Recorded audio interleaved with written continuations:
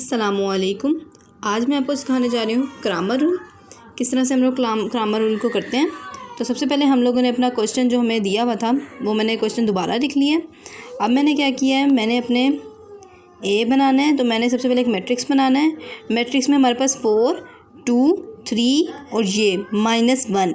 जब भी किसी वैल्यू के साथ कुछ नहीं होता तो हम उसके साथ एज्यूम कर लेते हैं वहाँ पे -1 मौजूद है। 4, 3, 2, -1 हमने ये लेट कर लिया। ये हमारे पास क्या आ गया है, ए। अगर अभी हम इसको ये चीज़ छोड़ देते हैं, पहले हम अपना मैट्रिक्स बना लेते हैं, चीज़ों को डिवीजन कर लेंगे। फिर हमने क्या करा, इधर से हमारे पास हमने एक्स लिख लिया एक दफ़ा और इधर से हमने वाई लिख लिया। इन्वर्जन मेथड में और ग्रामर रूल में ये दोनों चीज़ें सेम होती हैं। इक्वल लगा के हमने यहाँ पे अपनी यही दोनों वैल्यूज़ लिख ली जो हमारे पास मौजूद है, 8 और -1। अब हमने एज्यूम कर लिया ये हमारे पास ए है, ये हमारे पास एक्स है और ये हमारे पास बी है। ठीक है।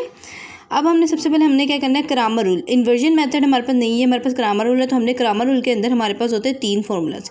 एक ए डिटर्मिनेंट, हम सबसे पहले अपना ए का डिटर्मिनेंट ले लेंगे। ए डिटर्मिनेंट हमने किस तरह से करना है कि हमने अपना लेट कर लेना जो हमारे पास ए की वैल्यू, हमारे पास ए की वैल्यू क्या मौजूद है यहाँ पे, 4, 3, 2, -1। तो हमने सबसे पहले ए का डिटर्मिनेंट ले लेना है। तो वो किस तरह से आ जाएगा, 4, 3, 2, -1। डिटर्मिनेंट लेने का आसान तरीका, इसको इससे मल्टीप्लाई, क्रॉस मल्टीप्लिकेशन होती है।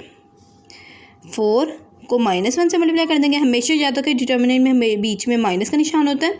2 को हम 3 से मल्टीप्लाई कर देंगे तो हमारे पास डिटर्मिनेंट क्या आ जाएगा, -4, -6। आंसर क्या आ गया, -10। यहाँ तक उम्मीद करते हैं आपको समझ आ गई होगी।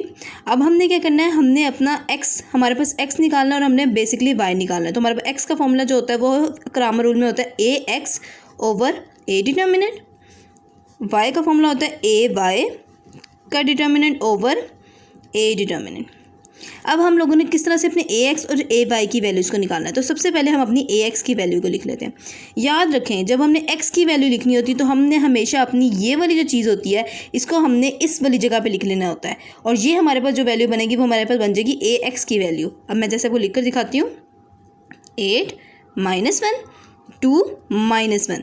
ये मैंने क्या किया, सिंपल मैंने ये वाली वैल्यू उठाई है और मैंने इसको अपनी फर्स्ट रो की जगह पे लिख दिया है। तो ये मैंने कह दिया ये मेरा ax बन गया है। अब जब मैंने अपना ay बनाना है तो मैंने अपनी पहली वाली रो को इसी तरह रहने देना है। 4 और 3 को, सॉरी कॉलम को मिस्टेकनली हो गया, 4, 3 को ऐसे रहने देना है और अपनी सेकेंड कॉलम को मैंने एक्सचेंज कर देना है अपने b से और वो हमारे पास क्या है, 8, -1। हमारे पास ax और ay आ चुका है। अब हमने सिंपल इनका डिटर्मिनेंट ले लेना है। डिटर्मिनेंट लेना आता है आप लोगों को, नहीं आता तो मुझे बताएं, मैं आपको वो भी सिखा देती हूँ। 2, -1, इसकी वैसे ही क्रॉस मल्टीप्लिकेशन, हमेशा डिटर्मिनेंट में क्रॉस मल्टीप्लिकेशन होती है और बीच में माइनस का निशान आ जाता है। ये आप लोगों ने मस्ट है ये चीज़ याद रखनी है। ठीक है। उसके बाद हमारे पास यहाँ पे आ जाएगा 8, -1 से मल्टीप्लाई हो जाएगा, बीच में माइनस इक्वल का निशान लगाना मत भूलिएगा और माइनस का निशान, और 2 -1 से मल्टीप्लाई हो जाएगा। जब भी हमारे पास आ जाएगा -8, -+2 और आ गया नीचे आंसर -6। इसी तरह बिल्कुल मैं यहाँ पर भी यही चीज़ कर लूँगी, ay का डिटर्मिनेंट ले लूँगी। वो किस तरह आ जाएगा, 4, 3, 8, -1। जब डिटर्मिनेंट लिया तो वही चीज़ क्रॉस मल्टीप्लिकेशन, 4 को -1 से मल्टीप्लाई करो, बीच में माइनस का निशान लगा दो और 8 को 3 से मल्टीप्लाई कर दो तो क्या आ जाएगा, -4, -8 1 8, 8 2 6 8 3 24, तो 24 और आंसर आ गया -28। जैसा अभी यहाँ पर आपको समझ आ गया कि यहाँ से हमने ax की वैल्यू निकाल ली, ay की निकाल ली, a डिटर्मिनेंट निकाल लिया, ax का डिटर्मिनेंट, ay का डिटर्मिनेंट निकाल लिया। अब हमने अपनी x और y की वैल्यूज़ जो भी हमने यहाँ पे लेट की हुई उसमें पुटिंग करनी है बस हमने। तो हम उसके लिए क्या करेंगे, अब आप यहाँ पे देख सकते हैं हमने अपनी a डिटर्मिनेंट की वैल्यू लिख ली, ax की डिटर्मिनेंट की वैल्यू की लिख ली, ay डिटर्मिनेंट की वैल्यू लिख लिया। अब हमारे पास x का फॉर्मूला ये है, ax determinant over a determinant, ay determinant over a determinant. हमने सिर्फ यहाँ पे जस्ट पुटिंग करनी है। ax की वैल्यू हमारे पास -6 है और a डिटर्मिनेंट की वैल्यू हमारे पास है -10 और ये कटिंग हुई, माइनस से कैंसिल हो गया साइन, ये 3 और ये 5 आ गया। तो x की वैल्यू हमारे पास आ गई 3/5। और यहाँ से अब हम y की वैल्यू करने हैं, y की बात करें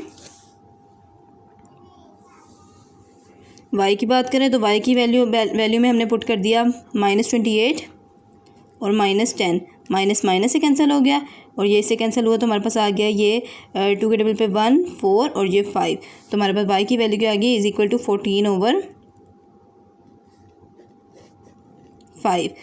ये हमारे पास दोनों के आंसर आ गए। अब हम अपना सॉल्यूशन सेट बना लेंगे। Solution set is equal to x is equal to 3/5 and y is equal to 14/5। ये हमारे पास आंसर आ गया। उम्मीद करती हूँ आपको मेरी समझाने का तरीका पसंद आया होगा और आपको ये क्वेश्चन समझ आ गया होगा। अगर नहीं आया तो कमेंट्स में बताएं, मैं इंशाअल्लाह ज़वजल इससे ज़्यादा अच्छे तरीके से समझाने की पूरी कोशिश करूँगी। अपना बहुत ख्याल रखिएगा, दुआ में याद रखिएगा। चैनल अच्छा लगे तो सब्सक्राइब कीजिएगा। अल्लाह हाफिज़।